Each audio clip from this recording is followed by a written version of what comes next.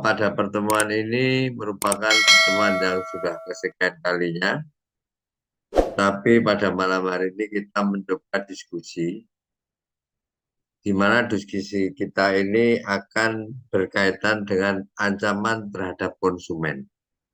Jadi kalau kita bicara terhadap ancaman terhadap konsumen, ini berarti cenderung lebih banyak eh, perusahaan ya, perusahaan selaku pemegang merek, selaku pemegang komoditi, di mana komoditi-komoditi yang diharapkan ini bisa laku di pasaran.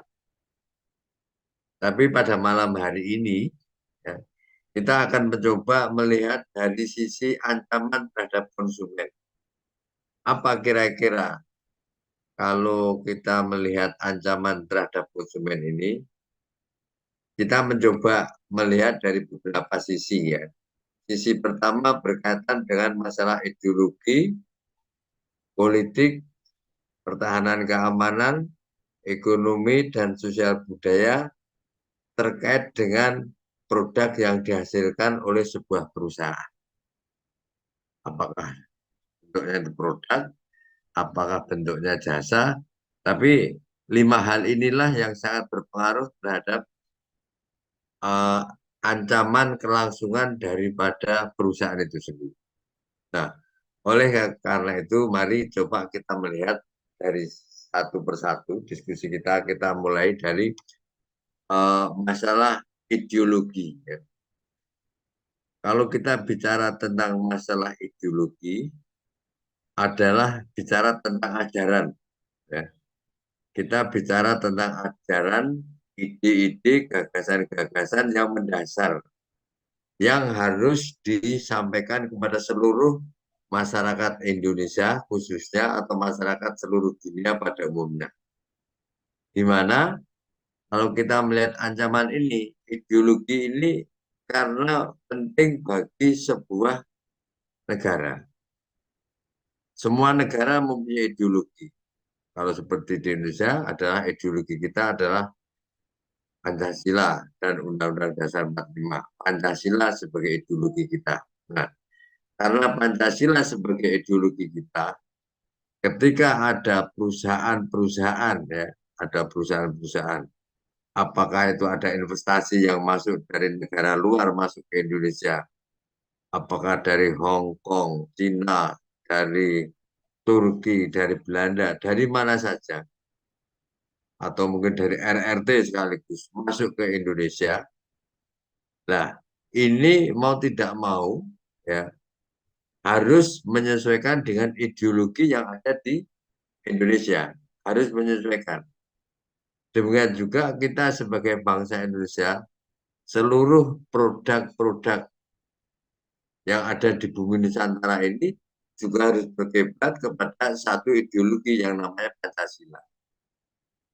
Makanya Pancasila ini di semua lini selalu dipasang, ditampilkan supaya apa? Ini membudaya bahwa Pancasila sebagai dasar negara supaya diketahui oleh seluruh masyarakat bangsa Indonesia, termasuk bangsa-bangsa asing yang mau investasi masuk ke Indonesia.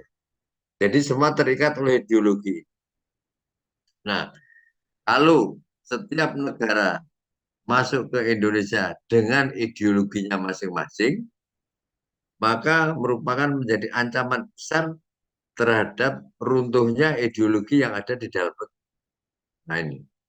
Nah, sehingga dengan demikian komitmen pemerintah dalam hal ini ya, dalam hal ini komitmen pemerintah harus semaksimal mungkin mempertahankan dan menjaga bahwa ideologi Pancasila ini merupakan harga mati bagi kita semua, termasuk investasi yang mau masuk ke Indonesia.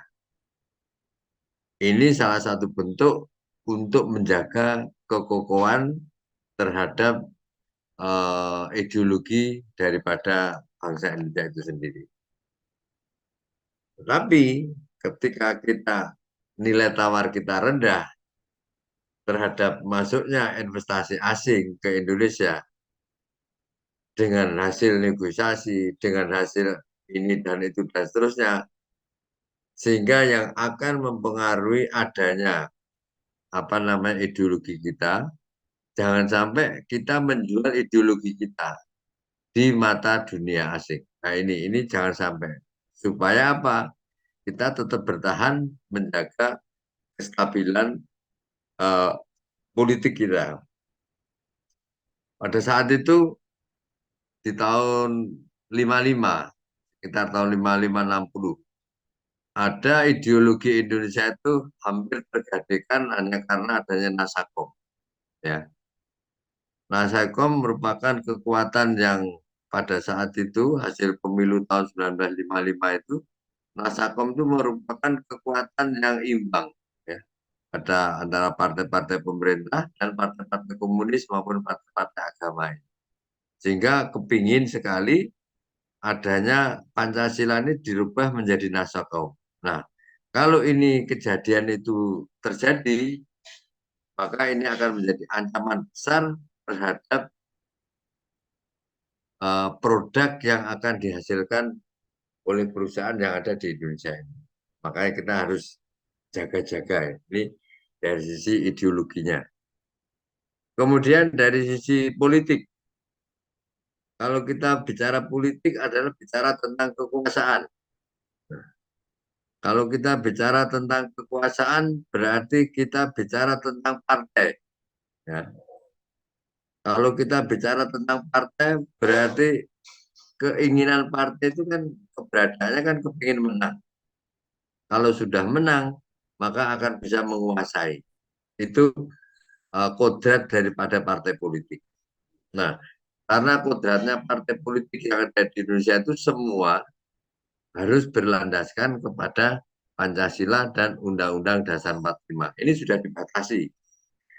Kalau partai-partai itu tidak berlandaskan kepada Pancasila dan Undang-Undang Dasar 45, maka kita akan terjebak terhadap kondisi-kondisi yang tidak kita inginkan.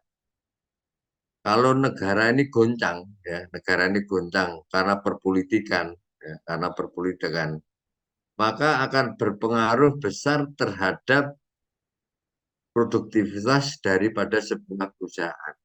Dan ini juga akan menjadi ancaman. Makanya negara itu membutuhkan aman, stabil. Kalau aman dan stabil, maka semua produk yang dihasilkan di bumi Nusantara ini akan lebih aman dan nyaman. Ya. Tidak banyak demo, UMR, UMK, UMR-nya stabil. Nah, nah, untuk menjaga kestabilan daripada UMK, UMR, UMP, dan seterusnya ini, memang perlu adanya duduk bersama antar pemerintah, perusahaan, dan wakil dari serikat, serikat tenaga kerja atau serikat buruh. Ini harus sering duduk bersama. Karena apa? Untuk menyatukan satu persepsi yang sama bahwa kita hidup di bumi Nusantara, hidup di negara yang berbasis Pancasila dan Undang-Undang Dasar 45 ini, memang kita harus selalu bermusyawarah, gotong royong, saling pengertian, ya, saling memberi kesempatan untuk menjalankan ibadah kita semuanya. Ini semua berada pada sektor-sektor politik ini. Kalau ini semua bisa terjaga dan terkendali dengan baik, ya, terkendali, terjaga dengan baik, maka kelangsungan akan sebuah perusahaan ini akan terjamin. Si investor yang mau masuk ke Indonesia juga semakin yakin bahwa Indonesia itu aman. Sebaliknya, kalau perpolitikan di Indonesia ini tidak stabil, keinginan daripada sebuah partai ini ingin berusaha semaksimal mungkin untuk menjadi yang paling berkuasa tanpa melihat kekuatan-kekuatan yang lain, maka itu salah satu bentuk gejala yang akan tidak menstabilkan perpolitikan di Indonesia. Walaupun partai politik ini keberadaannya semua berada bawah naungan Pancasila dan Undang-Undang Dasar 45, maka perusahaan pun juga demikian, harus berada pada naungan Pancasila. Nah, kalau semua sudah bernaung di dalam Pancasila, maka kemungkinan kecil ya, ancaman terhadap konsumen ini mungkin hampir tidak ada. Karena apa? Konsumen pun juga akan merasa aman dan nyaman. Ketika kita mau belanja ke sana aman, kita mau belanja ke sana aman, kita mau ke sana aman. Karena kondisi perpolitikan aman, kondisi daerah wilayah ini terjangkau dan aman. Salah satu di antaranya mungkin penerangan-penerangan listrik di jalan sudah padang, komunikasi sudah lancar, internet tidak ada masalah, semua tidak ada masalah. Ini akan menjadikan kita semakin nyaman hidup di suatu daerah ini. Makanya politik ini juga penting bagi kita semua untuk menjaga stabilitas daripada sistem keamanan dan ketertiban di bumi Nusantara ini. Harus kita jaga.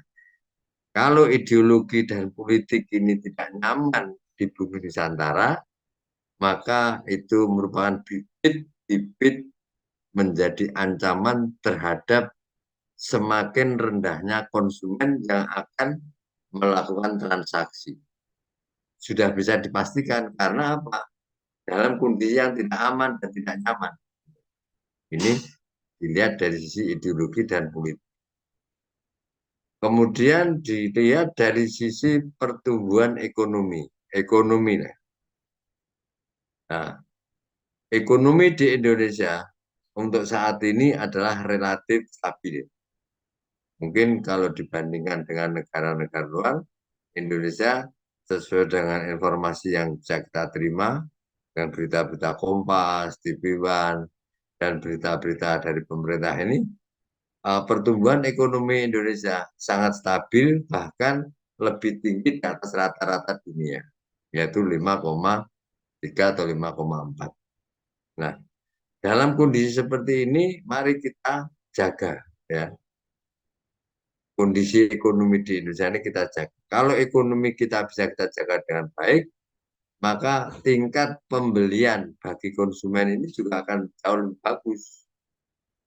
Ketersediaan produk-produk, ya, ketersediaan jasa-jasa yang ditawarkan kepada konsumen, pilihan-pilihan produk yang begitu banyaknya, baik melalui online maupun melalui showroom-showroom, melalui toko-toko, melalui mall dan seterusnya. Ini banyak pilihan karena semua produk ada, harganya terjangkau, pertumbuhan ekonominya cukup, ini akan menjadikan aman bagi kita semua. Nah, produk yang menjadi puncak daripada semua goal yang diharapkan oleh semua perusahaan, produknya, apakah produk ini bentuk material, apa bentuknya jasa, maka akan menjadikan perusahaan ini akan bergulir juga dengan mekanismenya, dengan demikian juga konsumen.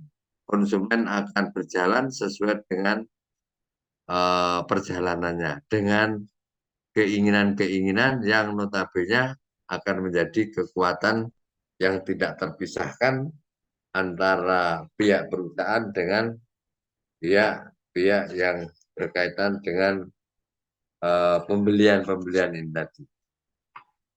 Itu kalau dilihat dari sisi itu. Sampai di sini ada yang ditanyakan?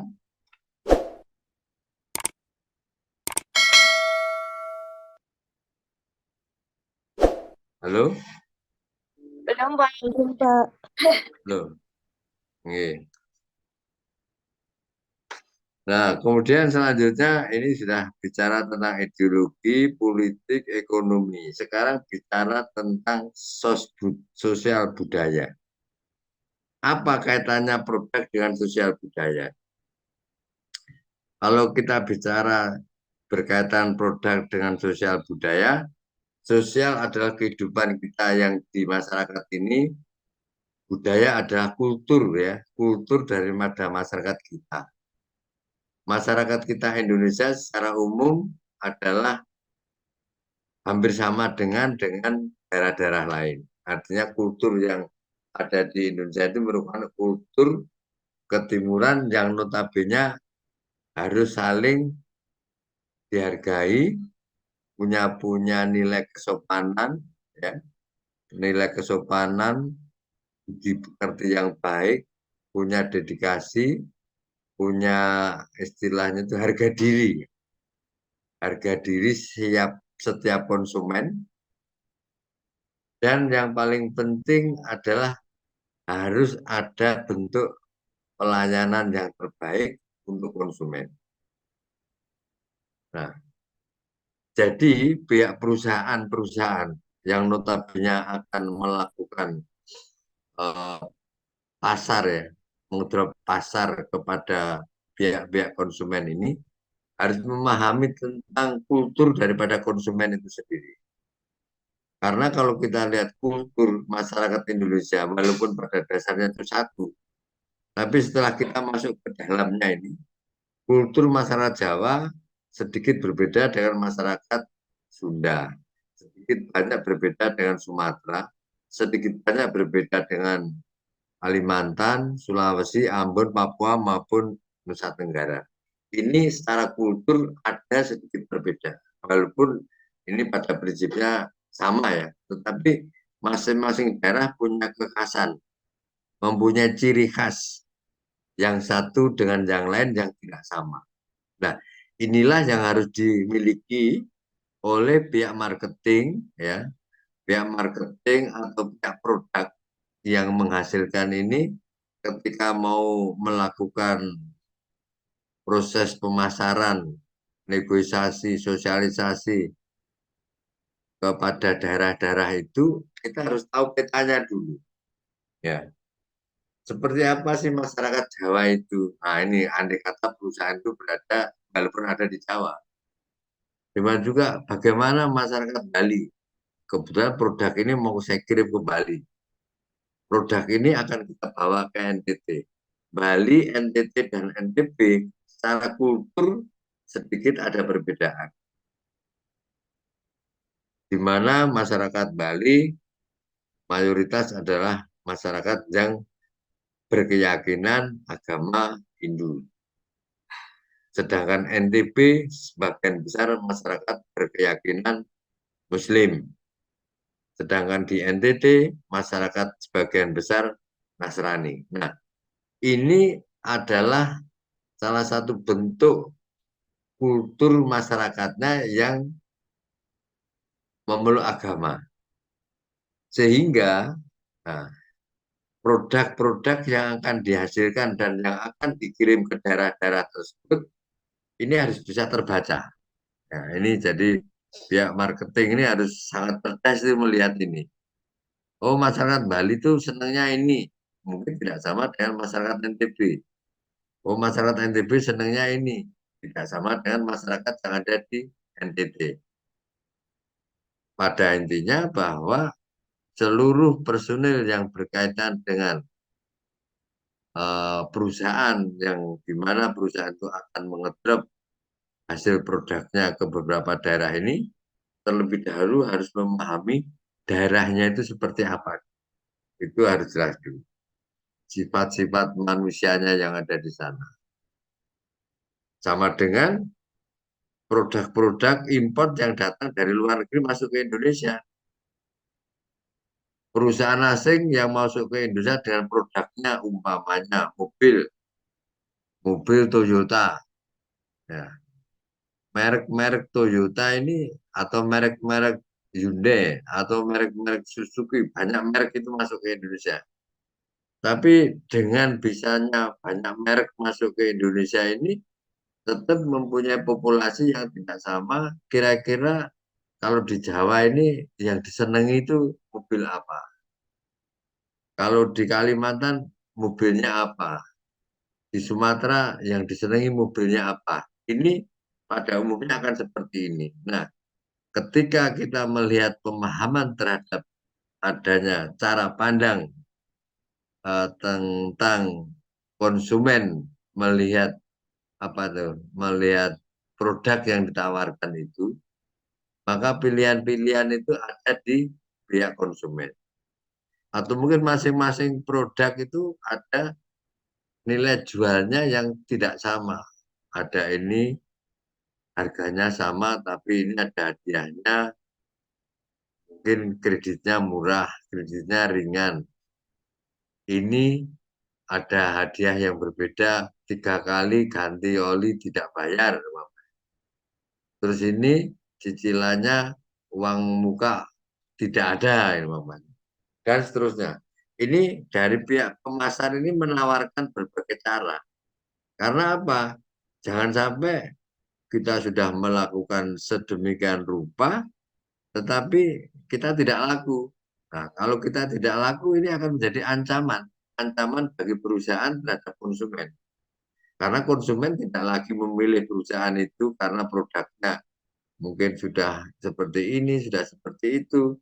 Sehingga bisa saja konsumen ini akan mengalihkan pilihannya ke produk-produk lain. Atau kalau mobil bisa mengalihkan ke merek-merek yang lain. Karena namanya pembeli istilahnya itu raja. Raja memilih sesuai dengan kehendaknya. Nah, ini yang berkaitan sosial budaya. Makanya dari pihak marketing, ya, pihak perusahaan harus sangat paham melihat kondisi lapangan kehidupan masyarakat Indonesia ini, khususnya masyarakat regional, masyarakat lokalnya, Jawa sendiri, Kalimantan sendiri, kemudian Bali sendiri, NTB sendiri, NTT sendiri, Ambon sendiri, Sumatera sendiri, Aceh sendiri. Nah, ini masyarakat lokalnya ini harus sangat dipahami oleh pihak-pihak konsumen. Kalau memang kita tidak akan disampingkan oleh konsumen. Kemudian yang keempat, kelima, berkaitan dengan pertahanan keamanan. Sebuah perusahaan besar atau perusahaan yang bersifat yang bersifat kontinuitasnya itu jalan terus, maka pertahanan keamanan sebuah negara ini sangat dibutuhkan. Keamanan negara ini sangat dibutuhkan. Kalau negara tidak aman, tidak nyaman, orang selalu takut karena merasa tidak aman, maka ini juga akan menjadi ancaman terhadap konsumen kita karena konsumen kita ini tidak berani keluar rumah. Di luar katakanlah banyak begal, banyak perampok ini mamanya. Ini juga akan menyulitkan bagi pihak kita untuk keluar rumah. Nah, kalau sudah seperti ini dibiarkan oleh negara, maka ini sekaligus juga akan berdampak terhadap ancaman bagi sebuah kelangsungan perusahaan. Jadi negara hadir untuk perusahaan ini harus aman dulu. Ini yang penting. Aman, nyaman, baik itu gangguan dalam negeri maupun akan ada gangguan dari luar. Ini harus aman dulu. Kalau sudah aman, maka mustahil tidak akan ada ancaman baik kepada perusahaan maupun ancaman terhadap semakin menurunnya pihak konsumen untuk melakukan pembelian. Nah, jadi 5 hal inilah seharusnya menjadi kunci ya, menjadi kunci utama yang harus diperhatikan oleh kita semua, oleh kalian di dalam menjaga kelangsungan perusahaan itu sendiri terhadap konsumen.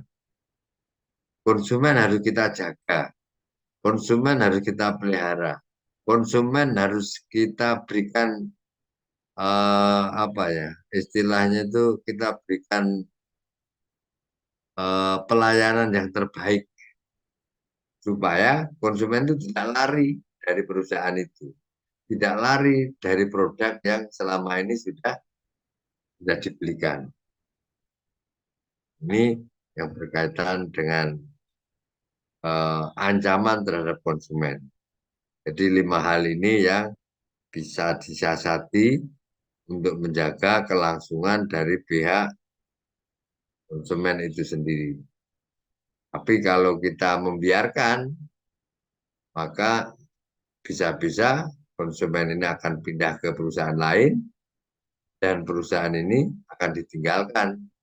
Kalau perusahaan ini sudah ditinggalkan kepada konsumen, sudah ditinggalkan oleh konsumen, maka ya lambat laun perusahaan ini akan banyak gulung tikar karena tidak memperdulikan lagi apa yang diinginkan oleh konsumen. Kalau perlu diadakan riset, ya, kajian, pendalaman, apa yang diinginkan oleh konsumen ini. Jadi ini harus istilahnya itu harus ditanya lebih dahulu. Apa keinginanmu, hai para konsumen? Saya punya produk ini nanti bulan ini akan keluar. Nah, apakah kira-kira kalian sama cocok enggak dengan produk yang akan kita hasilkan? Makanya komunikasi dengan pihak konsumen ini harus seoptimal mungkin. Kalau tidak ada tidak ada produk-produk yang akan diunggulkan dalam era produktivitasnya ini, maka ya akan terjadi stagnase, akan terjadi tidak akan terjadi peningkatan, tapi aman saja sudah bagus. Stagnase berarti stabil. Tapi kalau ada produk-produk yang dianggap mercusuar dan terbaru, dan itu menjadi tantangan bagi pihak perusahaan, maka inilah termasuk kunci kesuksesan bagi perusahaan untuk meyakinkan kepada konsumen, inilah produk yang kami hasilkan dengan kualitas yang terbaik, dengan harga terjangkau. Nah, ini seterusnya, ini perlu disampaikan. Baik, nah sekarang ini. Kita sekarang melihat di sisi yang berbeda. Di era sekarang ini, kita ini dihadapkan pada krisis. Dunia akan hadapi tentang krisis. Krisis apa ini?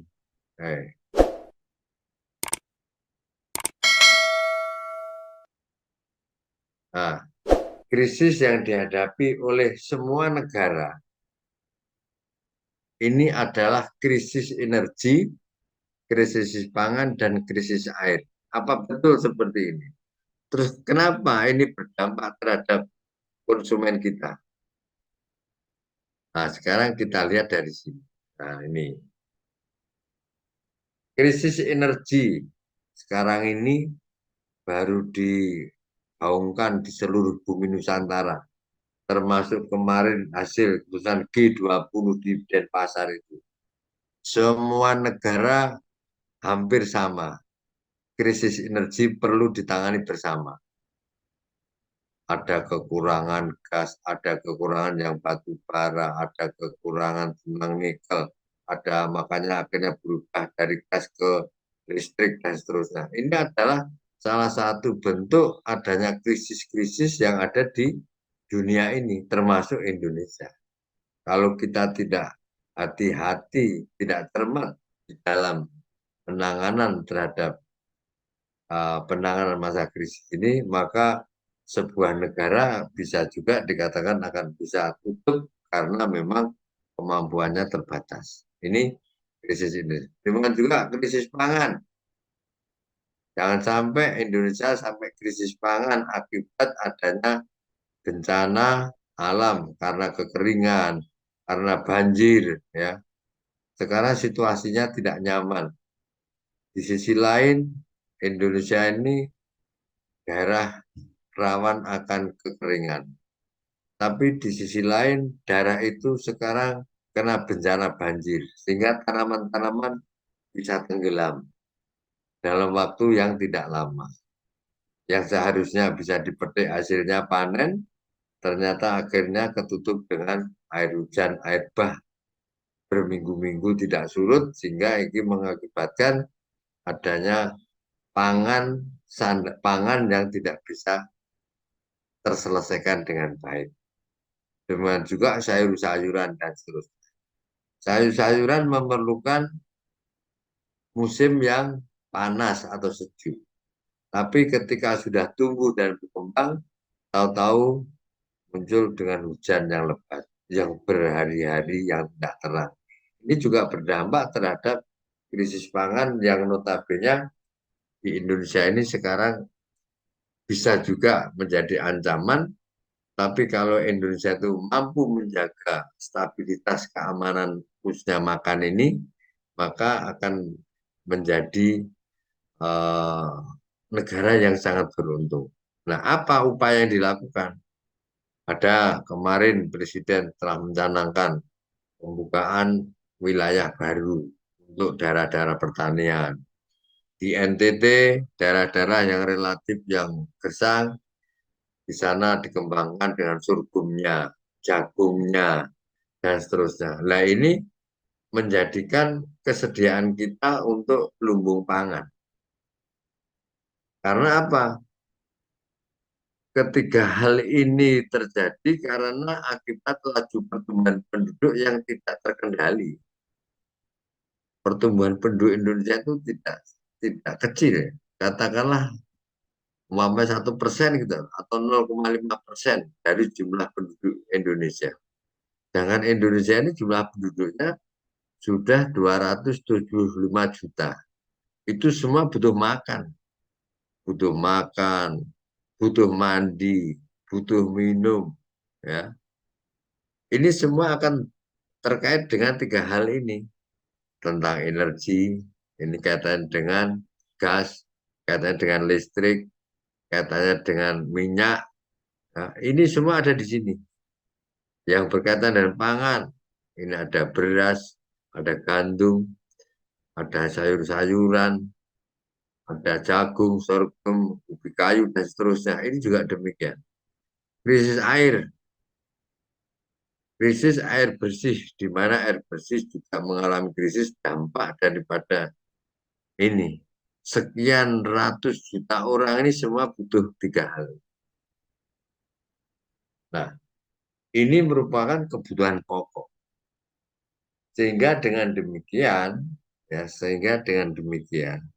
maka diharapkan ya untuk menghadapi krisis-krisis yang seperti ini, maka terutama perusahaan yang bergerak di dunia energi pangan dan air harus benar-benar bisa optimal dan memanfaatkan tentang lingkungan yang berdampak terhadap tiga hal. Bagaimana membangun lingkungan ini yang bagus? Kita bisa menjadi bagian daripada penciptaan terhadap energi, energi gas, listrik, batu bara, dan seterusnya. Kita bagian daripada penciptaan tentang kegiatan-kegiatan produk yang berkaitan dengan pangan, sandang pangan, krisis air, bagaimana kita terlibat di dalam proses penyediaan air bersih. Apakah itu nanti bentuknya air ledeng, air pump, air minum, apakah aqua, apakah fit, apakah macam-macam sekarang namanya. Nah, ini semua keterlibatan tiga hal ini menjadi penting bagi pihak ketiga, bagi pihak perusahaan. Nah, kalau pihak ketiga perusahaan itu mampu ikut serta menciptakan, mengamankan, atau bisnisnya masuk di jajaran tiga hal ini, maka akan lebih dimudahkan keuntungannya karena ini menjadi kebutuhan wajib bagi pihak konsumen. Konsumen itu semua akan memerlukan tiga hal ini. Energi, mulai dari minyak tanah, bensin, ya, solar, pertalit, pertamak, batu bara, semua akan bicara tentang energi.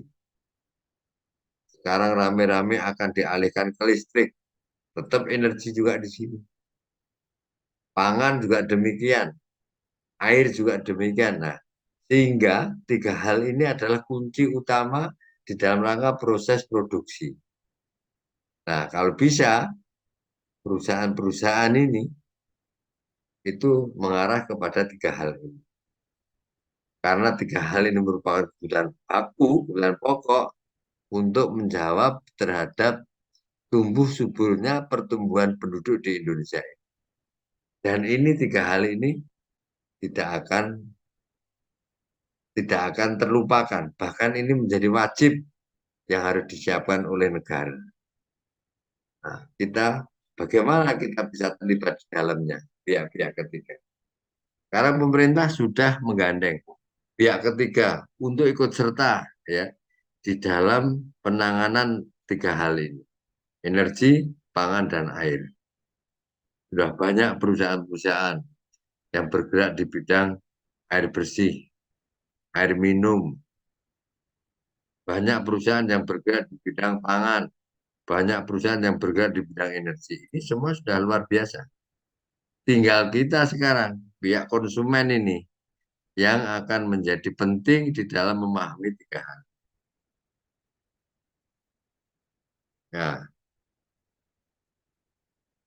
terus kemudian, ini apa di sini? Mengapa perilaku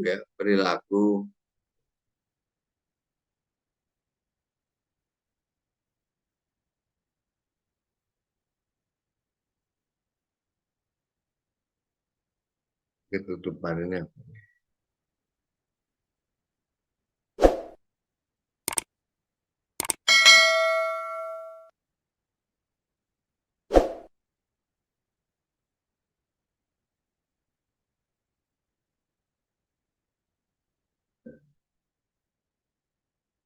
Kenapa perilaku konsumen ini penting perlu diawasi? Nah, ini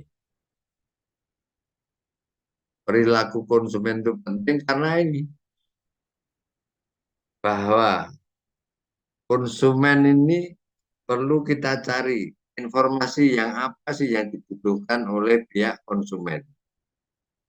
Nah, jadi pihak marketing, pihak-pihak yang berkepentingan ini berusaha untuk mendekatkan kepada konsumen, mencari informasi, ya, mencari informasi yang sebenarnya apa yang dibutuhkan oleh konsumen. Kemudian yang kedua, apakah konsumen ini perlu ditawarkan dengan adanya kartu kredit maupun debit bagi pihak-pihak yang sering menggunakan fasilitas ini. Kadang kan konsumen itu dengan dengan dunia sekarang ini orang tidak senang membawa uang banyak, tapi cukup membawa kartu kredit maupun kartu debit yang notabene sistem pembayaran tidak lagi menggunakan dengan uang, tapi sudah menggunakan dengan mekanisme yang berbeda. Nah, kemudian yang ketiga, kita bicara tentang mencari pengalaman orang lain yang berkaitan dengan konsumen ini. Apakah konsumen yang datang ke tempat kita ini sama dengan konsumen yang datang ke tempat produk ke tempat sana? Apakah produk ini sama? Baik itu takarannya, harganya, maupun nilai-nilai promosinya. Nah, di sini jawabannya. Kalau tiga hal ini sudah didapatkan oleh pihak marketing atau oleh pihak perusahaan, maka proses selanjutnya adalah mengevaluasi pasca pembelian bagi pihak konsumen. Kalau konsumen itu sudah beli, terus kemudian bagaimana penggunaan barang-barang yang sudah dibeli itu. Kalau HP, apakah HP-nya sudah dipakai? Kalau baju, apakah bajunya itu juga sudah dipakai? Dan seterusnya. Ini perlu dilakukan evaluasi pasca para konsumen itu melakukan transaksi pembelian. Ini teorinya seperti ini. Nah, apakah sekarang marketing itu juga sudah seperti itu? Nah, kalian sekarang yang lebih tahu, apakah sudah seperti itu marketing itu?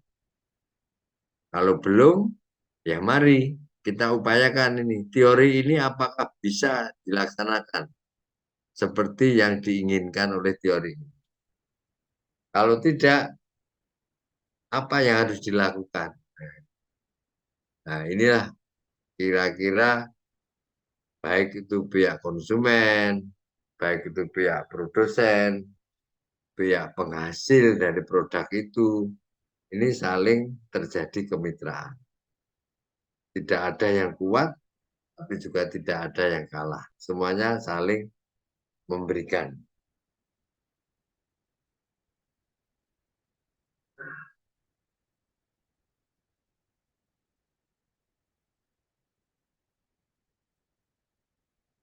Ada yang ditanyakan sini? Ini yang masuk berapa orang ini?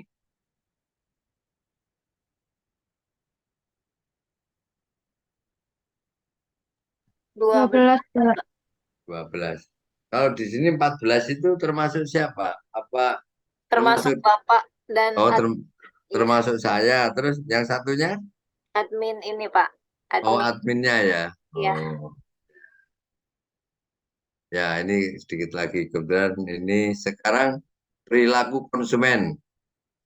Nah, kita ini sekarang sebagai pihak konsumen.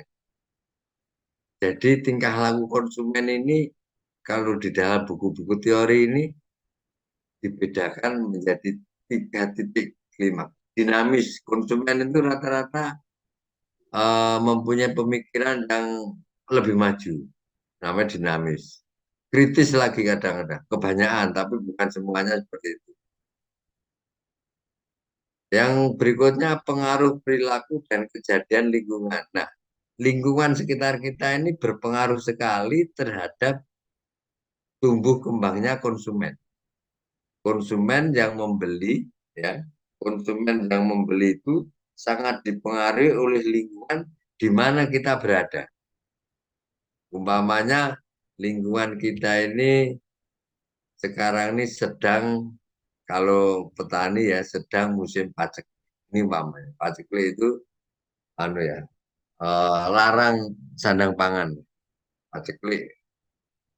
Kemudian ditawari apapun bentuknya dari pihak perusahaan-perusahaan itu masuk ke lingkungan kita, ya tidak akan kita gubris. Wong kita makan saja sulit. Ini ada ditawari sepeda motor baru, TV baru, nek perlu mobil baru. Ini tidak akan berpengaruh karena apa?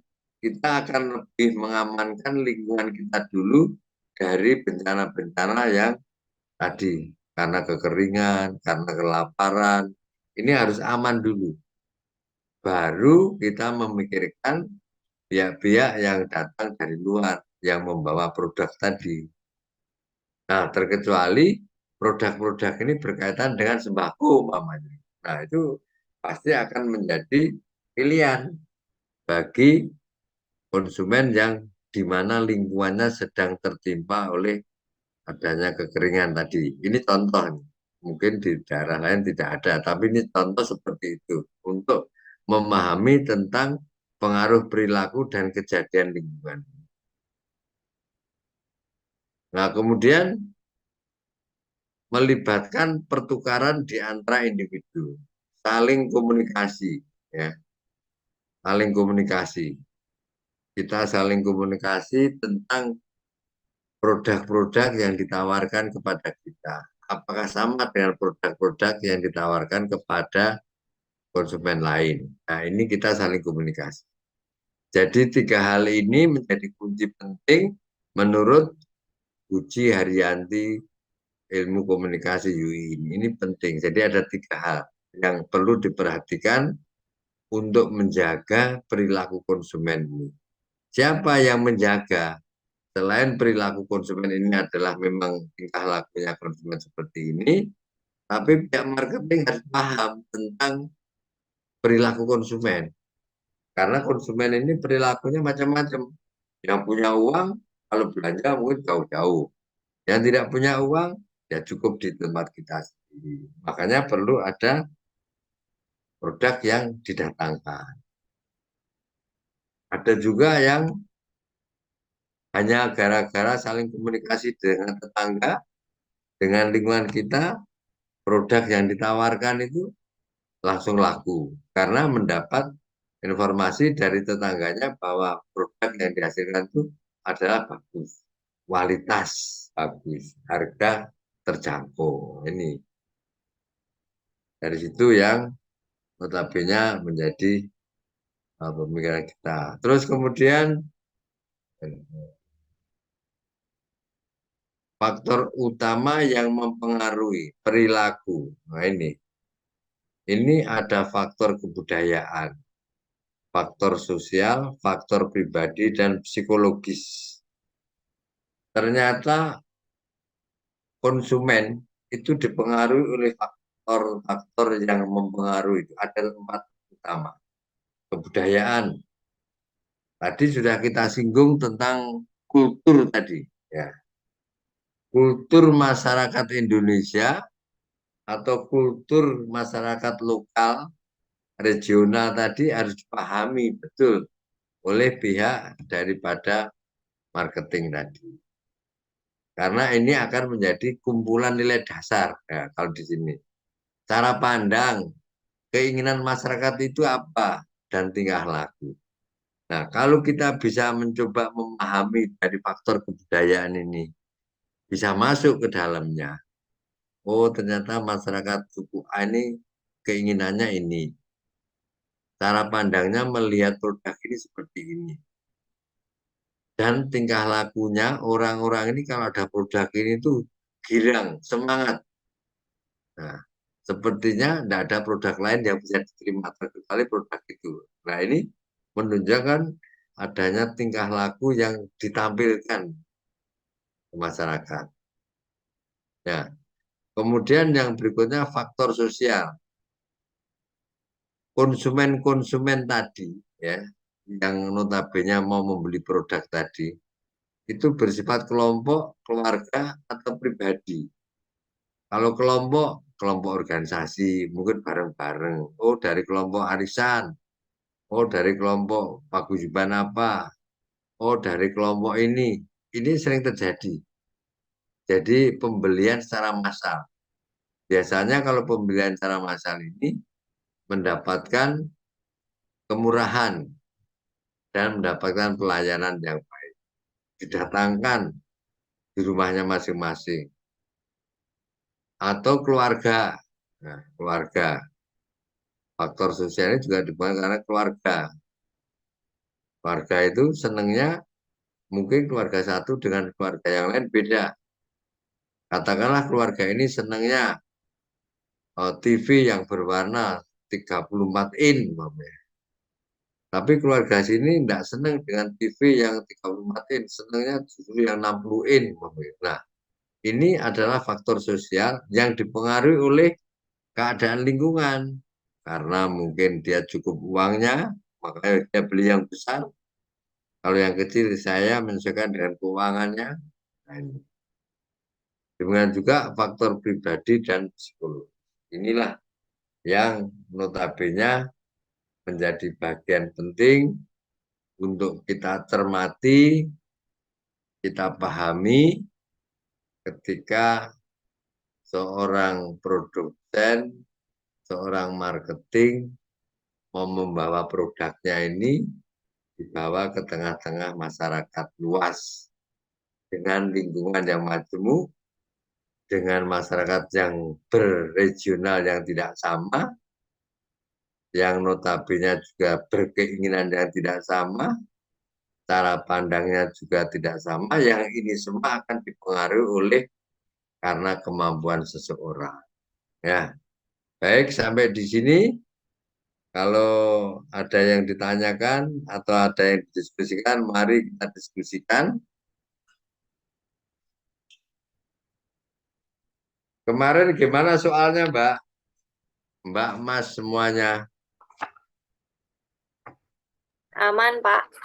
Aman terkendali. Gampang kan soalnya kemarin. Soalnya aman. Nah, Gampang soalnya. saya soalnya kan ini kan gampang. Jawabannya juga gampang. Jawabannya agak-agak. Ya itu memerlukan ketelitian karena memang hampir tak samakan itu. Kalau kita tidak cermat, kadang-kadang ini apa